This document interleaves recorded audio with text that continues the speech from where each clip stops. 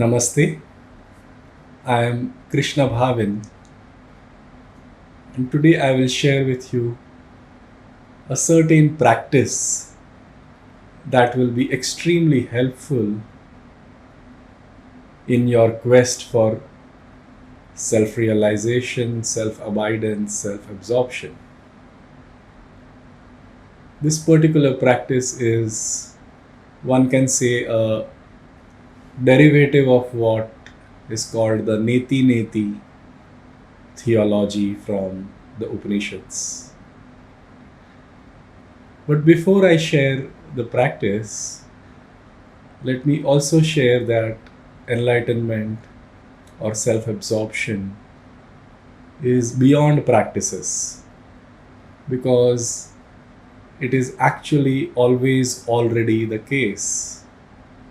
So, that which is always already the case cannot be reached through an external practice. However, our scriptures make room for practices, because what the practices do is help you at least circumvent the constraints in the process, that the clouds which cover up the sun, you can work with the clouds. At least you can do them away through practices.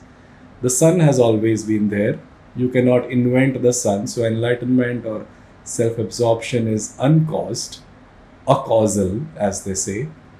But at the same time, you can do something about doing away with the cobwebs, with the clouds, and so that you can see the sun. So with that background in mind, let me share with you the practice. But before I come to the practice, let me revisit some of the concepts that you may be familiar with if you are a part of this channel. Consciousness is that ultimate substratum of everything. We also call it the Brahman. And everything that is perceptible and conceivable is actually, in a typical terminology, we call it an object or an event or a personality. Whereas in the context of the discussions that we have on this channel, it is called an image on the screen. So with this background of this dual concept of consciousness as the substratum, the screen, and the object's event's personality as the image, let us understand that the image is actually not having any inherent stuff of its own. It has no inherent substance of its own. The substance of image, as you observe on a screen, is the screen itself. So in a certain context, the image, while it is clearly apparent, is not truly existing. So this is what is the heart of the Neti practice, that nothing truly exists. It exists as a clearly apparent image, but definitely not as an inherently substantial object. So what you do as a part of this practice is that all through your day, whatever you come across, you start discarding that, considering it to be an illusion. And what does the word illusion mean over here? It just means that that which you see is clearly apparent but not truly existing.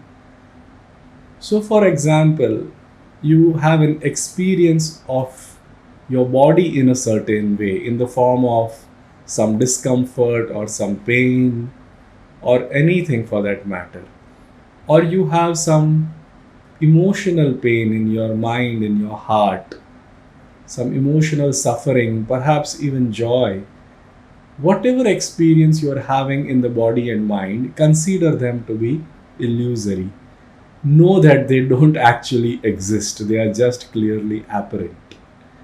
With that kind of a context in your mind, what will happen is you will actually start doing what the scriptures call the Vibheda Kriya, which means you are dividing between the real and the unreal. Anything that is illusory is unreal, and you are constantly aware of what is unreal. As a result of which, what will happen is you will start holding the illusion lightly instead of tightly.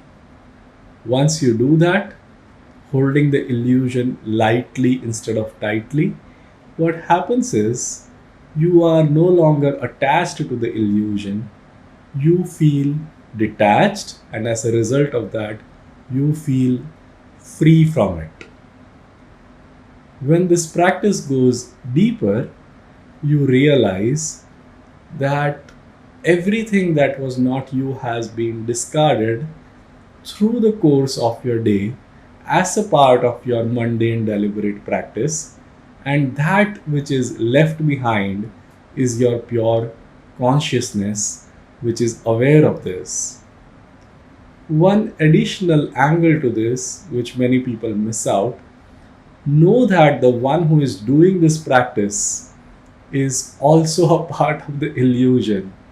Your real self cannot do this practice, it is your personality which is doing it.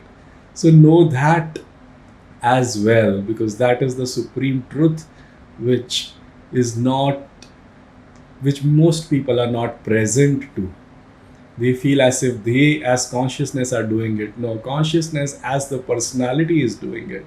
So, know that as well. So, then you have a dual knowledge of the object and the subject, both as the illusion. When I use the word object, I mean the external object, and when I use the word subject, I don't mean the universal subject but the personal subject, the I thought, the ego entity, the personality. So, with this dual knowledge that it is the personality image which is observing the object images, and all of this is an illusion which is clearly apparent but doesn't exist. With this dual knowledge, when you spend your entire day, you will find that you will get more and more absorbed in the reality as you progress with this particular practice. All the very best. Pranam.